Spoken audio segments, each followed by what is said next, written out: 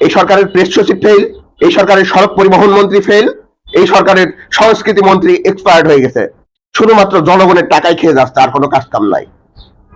মাননীয় প্রধানমন্ত্রীকে গণতন্ত্রকামী বাংলাদেশপন্থী মানুষের পক্ষ থেকে আমার বার্তা, মাননীয় প্রধানমন্ত্রীকে তাদের পক্ষ থেকে বার্তা যারা চায় না বিএনপি সরকার ফেল করুক। সরকারের বয়স মাত্র 1 মাস।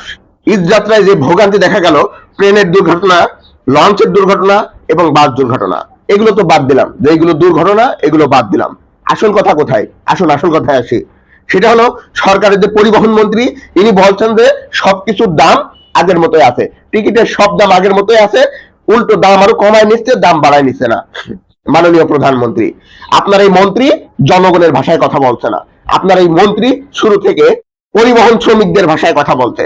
এইরকম যারা জনগণের ভাষায় কথা বলে না, তাদের দিয়ে আপনি কখনোই দেশ চালাতে পারবেন না। মাননীয় প্রধানমন্ত্রী, আপনার যে প্রেস উইং, জনগণ এখন বলা শুরু করেছে যে মাথা ভাঙা প্রেস উইং, এর থেকে অন্তর্বর্তীকালীন সরকারের অর্থাৎ প্রধান উপদেষ্টার প্রেস উইংও এর থেকে সবচেয়ে ভালো কাজ করেছে। তারা সবকিছু জবাবদিহিতা দিয়েছে। আপনার সরকারের জবাবদিহিতা কই? আপনার সরকারের কোনো জবাবদিহিতা নাই, জনগণের কাছে কোনো জবাবদিহিতা দিচ্ছেন আপনার সরকার। আপনার সংস্কৃতি মন্ত্রণালয় এক্সপায়ার্ড হয়ে গেছে, তাকে কোনো খুঁজে পাওয়া যায় না। এরকম মাথা ভাঙা এক্সপায়ার্ড সংস্কৃতি মন্ত্রণালয় দিয়ে কি আপনি চালাইতে পারবেন সবকিছু? কখনোই পারবেন না। মাননীয় প্রধানমন্ত্রী, আপনি কখনোই স্বৈরাচারী হয়ে উঠতে পারবেন না, কারণ আপনার রক্তে স্বৈরাচার নাই। শেষমেশ আপনাকে জনগণের কাছে আসতে হবে।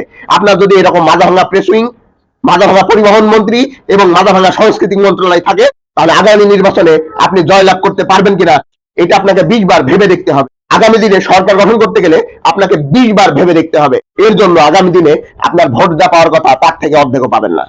আর আপনার জনগণের ভোটে ক্ষমতা আসা ছাড়া অন্য কোনো উপায় নাই, কারণ আপনি স্বৈরাচারী হাসিনা না, আপনি শহীদ প্রেসিডেন্ট জিয়াউর রহমানের ছেলে, আপনি আপসীন নেত্রী বেগম খালেদা জিয়ার ছেলে। অনতি বিলম্বে আপনার যে ব্যর্থ প্রেস উইং এবং অন্যান্য মন্ত্রণালয় আছে তাদেরকে পদত্যাগ দিতে বলুন, অথবা তাদেরকে সচল হতে বলুন। তাদের অচল অবস্থার কারণে আপনাকে ভুগতে হবে।